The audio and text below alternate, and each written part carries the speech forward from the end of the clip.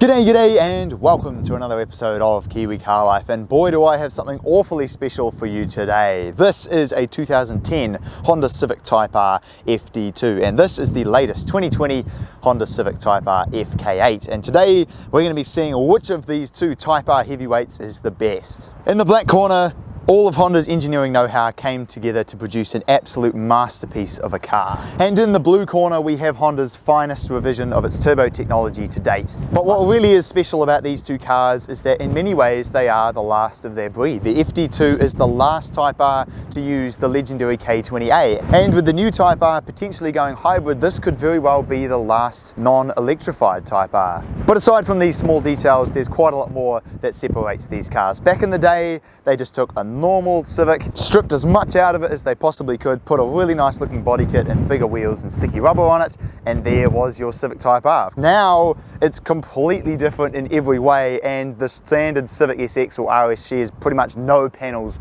with the new Civic Type R. Looks are obviously subjective, however I personally think that the FD2 is the far more timeless design. It's just not overstyled. However, you can't deny that the new Type R certainly looks very striking with big old 20-inch rims and a bright blue paint job. You'll see this thing coming from a mile away. Round back, one thing that I thought was really awesome about this particular one is that it is one of the very few facelift FD2s, which means that it has the really cool looking sort of square lights at the back as opposed to the round ones that all of the older ones had.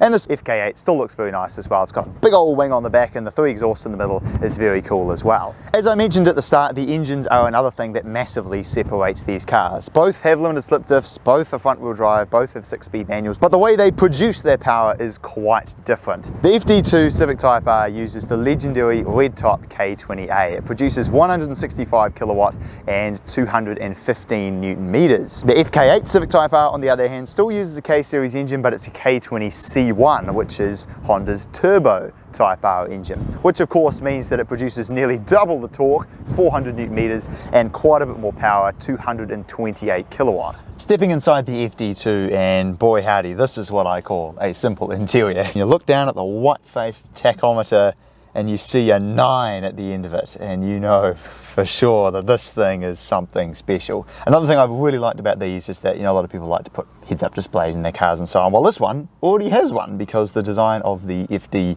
sort of dashboard has the tachometer down at the bottom and the speed and fuel and your VTEC and everything up the top, which is very, very nice. But another thing that I do really like about this interior is these seats. They are actually surprisingly comfortable. I really didn't like the seats in my DC5. They were obviously an older generation Recaro and they were frankly pretty uncomfortable. These on the other hand, I've just sat in them going, oh, it's actually quite nice. I quite like this. And the shifter, you're going to get my first impression of it right now. It feels very nice, very mechanical, slightly longer throws than I expected, but it's definitely still a typical Honda transmission. The FK8's interior definitely has an awful lot more pizzazz to it, let's just say that. You can see right away the seats are bright red, the steering wheel is bright red, there's red all over the dash, there's red all in the gauge cluster. However, I do still very much like the design of it. The gauge cluster looks really, really nice. Infotainment system is easy to use and definitely has an awful lot more features than the older unit that you would find in an FD2. The steering wheel, I don't know how I feel about suede. It kind of feels like a bath mat, to be honest. However, it does definitely give you a nice grip on the wheel, and it's certainly something a little bit different. And the shift knob feels incredible, absolutely amazing. Short throws, really notchy. But now what I'm sure you guys all want to see is what these two legendary Type Rs drive like. So let's start off with the FD2. Alrighty, so here we are driving the legendary FD2 Civic Type R, and I guess on daily driver impressions, first of all, I've actually been pleasantly surprised. It's very easy to drive. The short gears means you're changing gears quite a lot, but I'm by no means complaining about that. And certainly it's surprisingly comfortable. The seats are really nice. But what you guys all want to see is what happens when you put your foot down.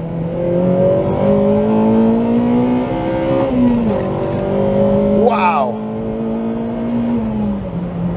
That's something else. I've missed that K20A sound from my DC5 for quite some time, and let me tell you, it is unlike anything else. Second gear, 6,500 RPM.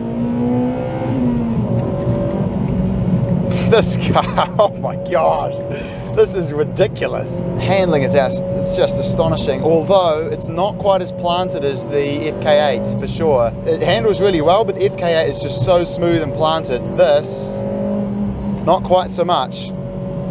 but the speed, this is on another level for just RPM. Handling is fantastic, pedal box is placed brilliantly for heel towing. It's certainly not a torque monster, you have to have the revs up.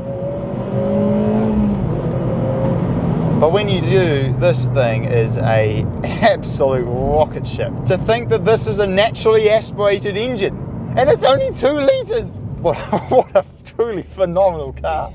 FK8 Civic Type R, certainly not the first time I've driven it, but boy howdy, when you strap a turbo, this car is just downright ridiculous. And that's what you get with turbo technology. Now, whether you like that or not is another matter. I, for one, just think that K28 is just such a legendary engine that it's pretty hard to beat.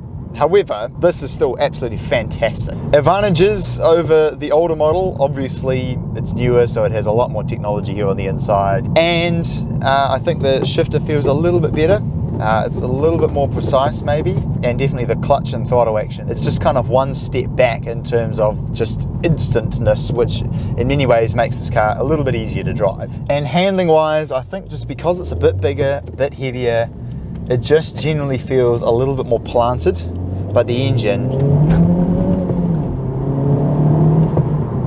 is just insane. Not a whole lot of noise, but it just shoves you back so hard that you're like, wow, where did that come from? Put it into plus R mode.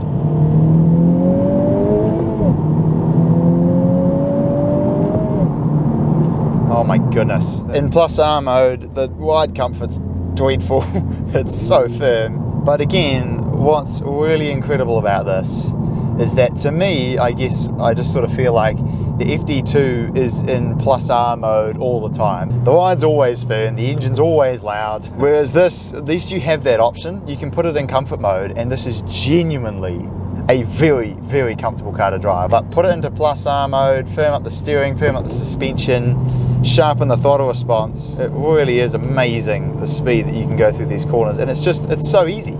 It's so flat. Like I'm by no means a talented driver, but I can whip down here much too quickly, and the car's just like, oh yeah, whatever. And to be honest, that is kind of one thing that I just didn't quite find with the FD2, is that, mate, it handles amazingly well, but because it's so stiff, around every corner it's just kind of doing, bounce, bounce, bounce, you know, and it's just a bit more sort of, whoa, hello. It's an incredibly raw and visceral driving experience, which I think, for one, is fantastic.